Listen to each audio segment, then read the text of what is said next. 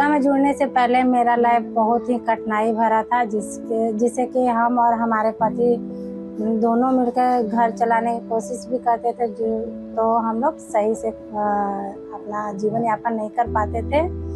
और बीच में वो उनका बहुत ज़्यादा तबीयत खराब हो गया था, जिसके कारण कि मेरा खाने का भी प्रॉब्लम बहुत ज़्यादा हो गया था और मैं बहुत परेशान रहा करती थी और सोचती थी कहीं से कुछ ऐसा मतलब गॉड गिफ्ट हो या फिर कुछ और हमको भगवान क्यों नहीं ऐसा पढ़ लिख करके भी घर में हम बेरोजगार बैठे हुए हैं और ऐसा करने के लिए इच्छा बहुत था, मगर मेरे साथ में कोई हेल्प करने वाला नहीं या फिर मेरे पास सबसे पहला है कि हम लोग के पास पैसे नहीं थे, जिसके कारण हम लोग स्वरोजगार भी अपने से नहीं कर सकते थे।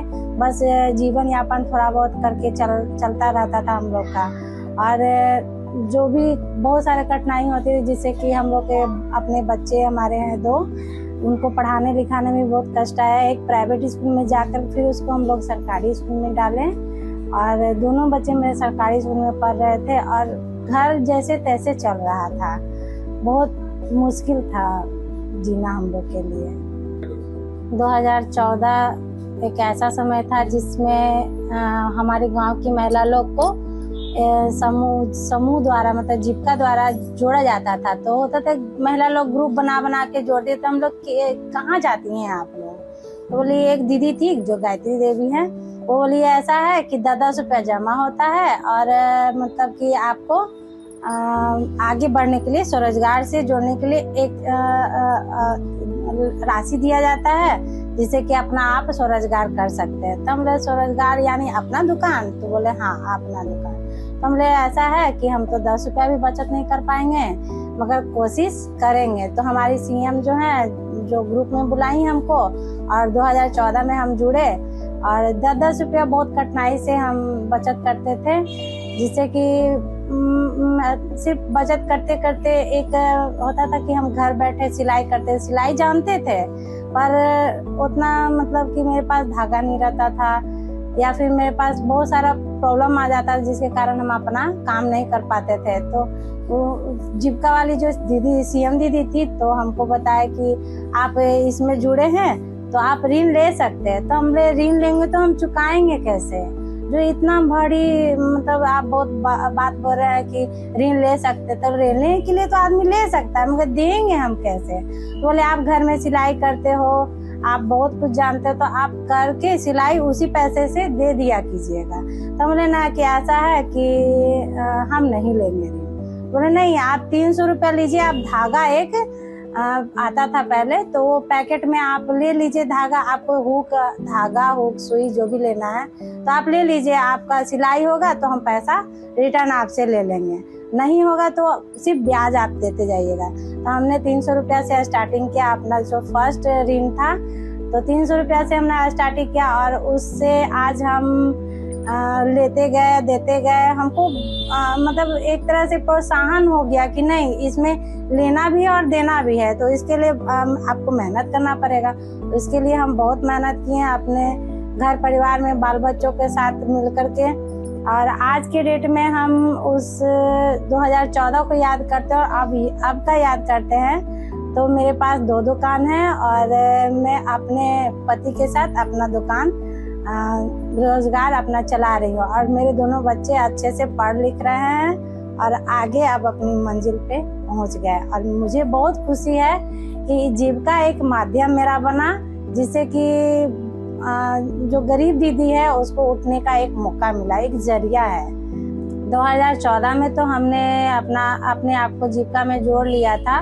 इसमें बहुत सारा दीदी लोग को सिखाने के लिए कौशल विकास योजना की तरफ से सिलाई, ब्यूटिशियन और बहुत सारे अचार, पापड़, बहुत सारे रोजगार आपको सिखाने के लिए दिया जाता था, जिसमें कि हमने मेरी मतलब शुरू से इच्छा थी कि हम अपना ब्यूटी पार्लर मतलब ब्यूटिशियन सीख के अपना ब्यूटी पार्लर खोलना चाहते हैं।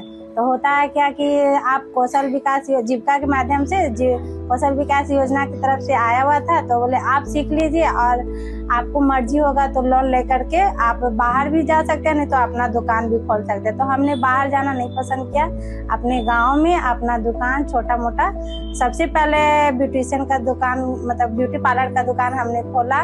उसके बाद थोड़ा थोड़ा लेडीज लोग जैसे आती जाती रही तो वो लोग बोले कि आप थोड़ा थोड़ा श्रृंगार का सामान रखिए, थोड़ा ये चीज रखिए, वो चीज रखिए। तो जैसे जैसे डिमांड हम लोग का बढ़ता गया वैसे वैसे हम यहाँ पे सामान रखते गए। और सबसे पहले है कि जब कौशल विकास योजना की तरफ से हमने सिलाई ब्यूटिशियन सीखा तो हमारा मतलब 3000 से ऊपर का किट मिला था, जिसको हमने दुल्हन उल्हन सजाने के लिए जाते थे तो हमको मतलब 2500 2000 ये जो राशि मिलता था उसी से हम अपना रोजगार में लगाते गए और बढ़ाते गए अपना दुकान। और ऐसा हुआ कि कोई दीदी बोली कि ऐसा कीजिए, जब आप ब्यूटिशियन और श्रृंगार खोल ही लिए हैं तो मतलब कपड़े का दुकान क्यों नहीं खोलते। तो हम बोले कपड़ा का दुकान खोल तो लेंगे मगर दीदी लोग आप लोग हेल्प कीजिएगा तब ना। तो बोले हाँ हम लोग हेल्प करेंगे। तो ऐसा है कि मेरे पति का उस समय तबीयत बहुत ज़्यादा खराब रहता था, जिसके कारण से मेरे पति भी घर बैठे हुए रहते थे। तो बोले ऐसा है कि आप